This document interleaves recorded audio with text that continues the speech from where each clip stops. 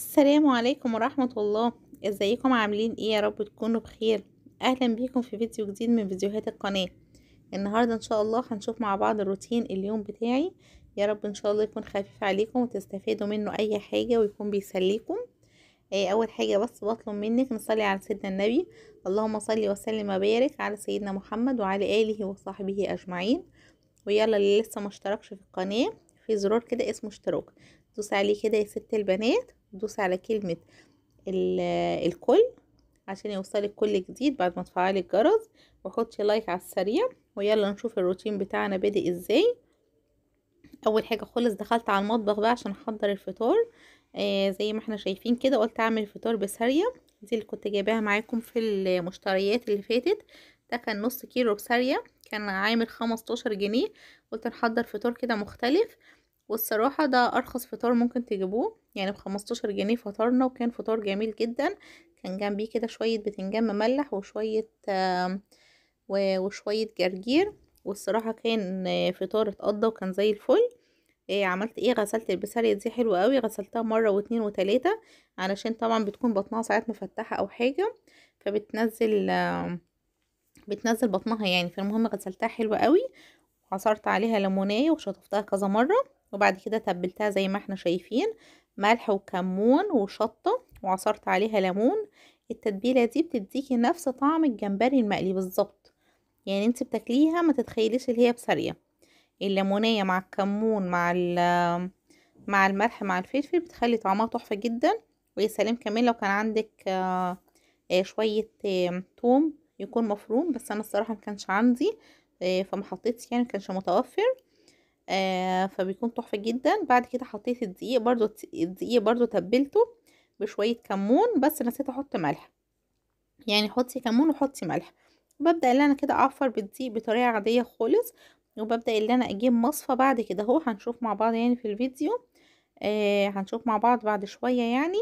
بجيب مصفى كده بصفي الدقيق من البسارية، بحيث لما احطها في الزيت ما تنزلش كل الدقيق ويبدأ الدقيق يتلسع ويتحرق مني و...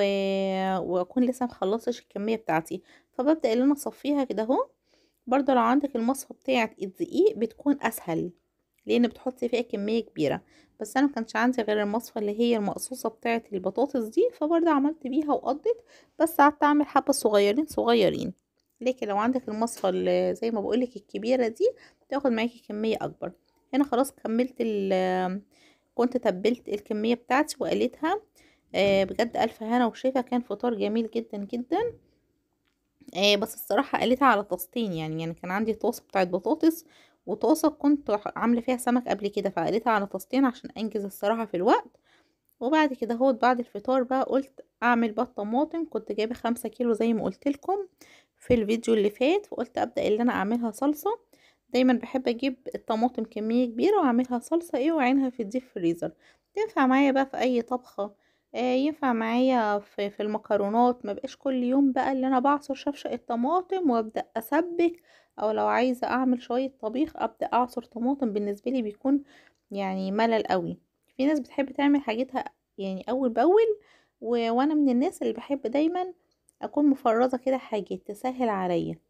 عايزه بقى اعمل اكل، عايزه اعمل بتاع، اكون مثلا مطلعه خضار مفرزاه مفصفصاه ومفرزاه، اكون مطلعه كيس طماطم عصراه، كيس طماطم مصلصلاه. فاهمين قصدي؟ دوت بيساعدني ان انا موقفش، يعني مثلا بتعب يوم كده في المطبخ افضل واقفه كتير، يسهل عليا بقى الوقفه بعد كده، ما افضلش كل يوم. في ناس كل يوم بتكون طول اليوم في المطبخ عشان تعمل طبخايه تعمل غدوايه. لا لا، انا احب اجهز الحاجه عشان ايه؟ لما اشتغل في الانجاز. هنا كنت قطعت كل كميه الطماطم بتاعتي زي ما احنا شايفين، قطعتها كده 4 ارباع او يعني اي قطعه عشوائيه، بحيث ان انا ابدا اعصرها. وفي ناس ما بتعملش الخطوه دي، يعني بتغسل الطماطم وبتحطها بشويه ميه كده تنزل ميتها اكنها يعني بتتسلق. بعد كده يكون سهل اللي هي تشيل القشر وتضربها بالهاند بلندر وتبقى عملت الصلصه. بس انا مره عملتها كده فمحبتهاش الصراحه. بعمل ايه بالطريقه العاديه خالص. وبقيت النهارده الفيديو برضو هتشوفوا عملت ايه في الخضار اللي كنت جايباه المره اللي فاتت برضو في المشتريات. كنت جايبه يعني كذا صنف من الخضار وكده.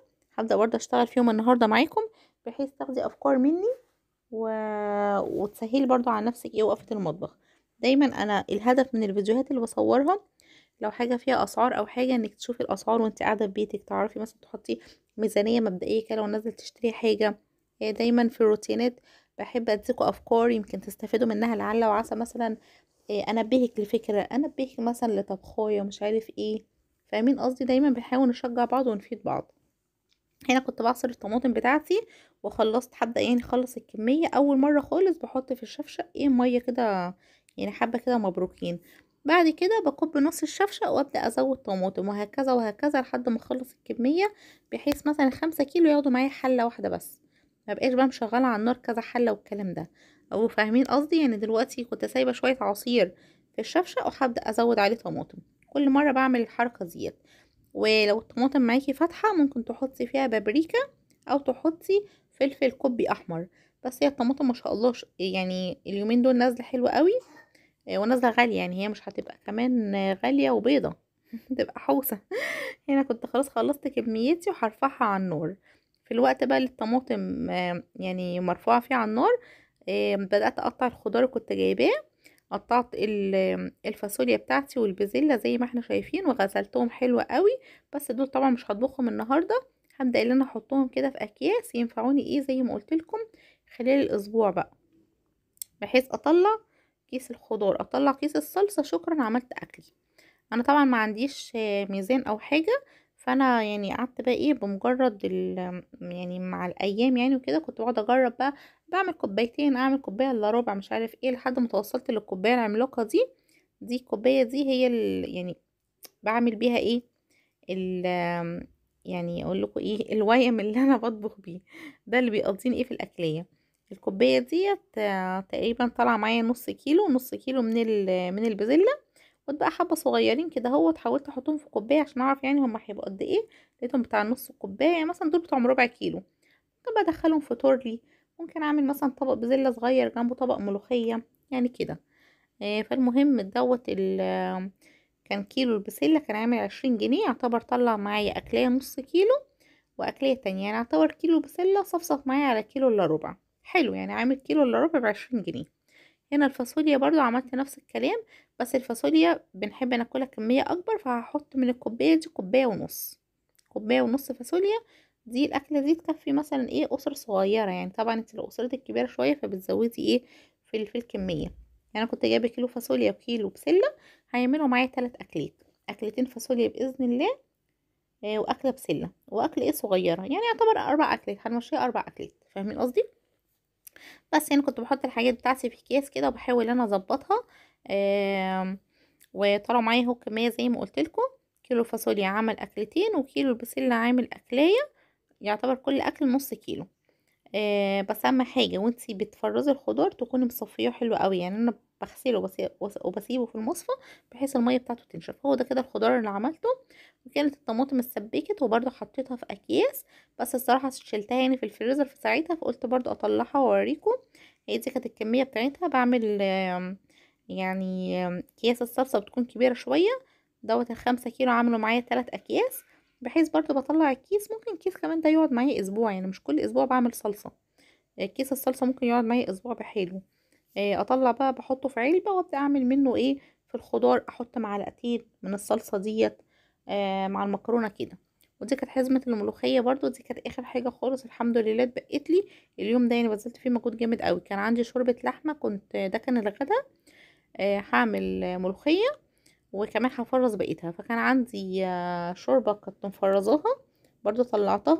وهنا كنت فرطت الملوخية بتاعتي كانوا حزمتين، كانت طالعة برضو خضرة جميلة ما شاء الله. غسلتها ونشفتها وكل حاجة، وهبدأ اللي انا اخرطها زي ما احنا شايفين. وكمان عشان مفرزة عندي الشوربة فسهلت عليا. والنهارده يعني كنا هنقضيها اكله ايه زي ما بنقول ارديحي كده من غير مثلا بروتين او حاجه. مش لازم طبعا كل يوم يعني يكون الاكل فيه بروتين، طبعا احنا عارفين الدنيا غالية وكده فبنسهل على نفسنا، يعني مش هنقعد ايه يعني نتجامل كده قدام بعض. فاهميني؟ دايما مثلا كيلو اللحمة بحب ان انا اعمل منه شوربة بكمية زيادة شوية، بحيث يبقى معايا كيسة شوربة كيستين، اقدر اعمل مرة بيه ملوخية مرتين، تكون اكلة جنبها مخلل كده يعني. فاهمين؟ وبتتقضى اهو الحمد لله. انا كنت بخرط الملوخية بتاعتي وبس. وهعملها بشويه الشوربه المتفرزه دي وجنبها شويه رز كده. والصراحه اليوم اتقضى الحمد لله رب العالمين. اهم حاجه بقى الملوخيه وانت بتخرطيها، يعني زي ما انا كده بعمل، بخرطها شويه، ما تبقاش ناعمه قوي، بحيث لما اجي احط فوقيها ورق تاني يبقاش جزء ناعم خالص وجزء يبقى خشن. لا، انا بحاول بس ان انا بقطعها كده بحيث بس اهدي من كميه الورق، وابدا احط كميه تانية، وابدا احط كميه تانية فوقيها، بحيث لما كله في الاخر اجي اخرطه يكون كله سوا واحد. هخرط بقى كل الملوخيه زي ما احنا شايفين كده، خلاص خلصتها. و... وهنشوف بقى هنعمل فيها ايه. هفرز منها، يعني دول حزمتين، انا الحزمه الواحده بتقضي معايا اكلتين، فدول يعتبر حزمتين يعملوا الاربع اكلات، اكله النهارده وثلاث اكلات باذن الله ايه هنفرزهم زي ما احنا شايفين كده اهو.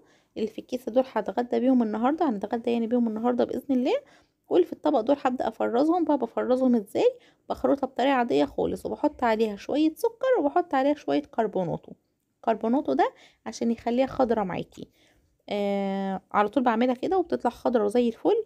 في ناس بقى تقعد بقى تحطها في مية مغلية وبعد كده تحط عليها كربونات وحوارات كده، لا انا ما بحبش يعني اقعد اوسعها على نفسي الصراحة. بحب دايما اعمل حاجة كل ما هو سهل، لان لو مرة وسعتها على نفسي مش هعمل كده تاني، يعني مش هقعد افرز هقول بلاها هو انا عشان افرز هعملها طبخة؟ والصراحة هي النتيجة يعني. انا كنت بحاول اقسم كده ايه الملوخية برضو ايه، زي ما قلت لكم ما عنديش ميزان، فدايما بحب يعني بمجرد النظر كده اهو. فمش عارفة قطعتها 4/4، والربع الاخير عايزة اقطعه على 3 تلات، يعني المهم عمالة بقى ايه بكروت كده وبعك، بس المهم طلعت معايا الكمية اللي انا عايزاها، اللي هي هتقضي معايا ايه 2 مج كبار. وببططها كده اهو بحيث متبقاش مكوره، بحيث لما اجي اطلعها من الفريزر ايه تسيح معايا بسرعه. بحطها في الكيسه وبفردها كده زي ما احنا شايفين. دي كده اول كيس، هعمل الكيس التاني والتالت برضو. بجد جربوها هتلاقوها خضر زي ما هي. شويه كربوناتو وشويه السكر. السكر يعني مش بيبان لما بتيجوا تسووها. مش هتحسوا اللي هي فيها طعم سكر يعني، لا ده السكر ده زي حاجه حافظه كده مش اكتر. مرة تانية ان شاء الله برضو في الروتين هبقى اطلعها معاكم من الفريزر واوريكم بعملها ازاي، وهتشوفوها اللي هي بتطلع خضرة اكنك عاملاها بالظبط. دايما كده تعودي وانتي بتعملي يعني مثلا اكلات النهارده تكوني بتفرزي منها حاجة، بحيث يوم تاني تكوني مسهلة عليكي. بالذات مثلا لو انت موظفة، او مثلا لو عندك اطفال صغيرين اخذين من وقتك او من اهتمامك، بحيث تكوني مسهلة على نفسك. لان يعني انا دايما بشوف ان الام او الزوجة يعني بتكون هي كل حاجة فوق دماغها. فمش هتبقى بقى ايه كل حاجة فوق دماغك بقى وطبيخ ومش عارف ايه، لا حاولي تسهلي على نفسك كده وتنجزي حالك. انا خلاص كنت خلصت الملوخية بتاعتي. هروح بقى احطها في الفريزر اهو. وهبدأ باللي انا اعمل الغدا. علقت هنا على الشوربه لحد ما ساحت. هبدأ احط عليها معلقتين صلصه من اللي انا برضك كنت لسه عاملاهم معاكم. نسيت اشيل الصراحه شويه عصير طماطم، فقلت مش مشكله احط شويه صلصه من اللي انا مسبكاها. وبدأت اللي انا اعمل المضرب ده، الصراحه يا جماعه بينفعني جدا، لسه جايباه من ابو حمده اللي هو في المنشيه. الناس اللي في اسكندريه طبعا عارفين المنشيه. فبيجيب من ابو حمده، عنده الرفايع دي جميله قوي. كنت جايباه تقريبا ب35 جنيه. هو سيليكون بس نافعني قوي قوي بدرجه ما تتخيلهاش، وقوي يعني. فهنا خلاص حطيت الصلصه، واحط عليها شويه الملوخيه، وبرضه هبدا اللي انا اعملهم كده بالمضرب بسرعه بحيث ما تبقاش مكوره كده ولا مكلكعه مني. هسيبها كده تاخد غلوتين على النار، وعقبال ما تاخد الغلوتين بتوعها هكون حضرت التشه. بس بقعد اقلبها جامد بحيث متبقاش فاهمين متبقاش مكلكعه كده اهوت. طبعا لو عايزاها خضرة كده زي ما هي عادي، في ناس بتحب تاكلها كده، بس انا بحبها تغلي شويه بيكون لونها زيتي كده، يعني بحب اكلها كده. طبعا الاكل اذواق. هنا كنت بعمل بقى التشه. بحط بقى زيت بطريقه عاديه برضو، زيت وعليه توم. وهبدا احط الكزبره، بس دايما زودي في التوم. بس انزلي بالكزبره لما يكون التوميه لونها ذهبي. بس طبعا في حته اتلسعت مني كده في الاخر في التوم، يعني مناخدش بالنا منها، فاهمين قصدي. ومرضتش احط ولا ملح ولا فلفل ولا ملح قصدي ولا شطه على التشه، لان هي الشوربه كانت مالحه وكان طعمها حلو لوحدها. فما زودتش ملح بحيث ما تبقاش كلها مالحه كده.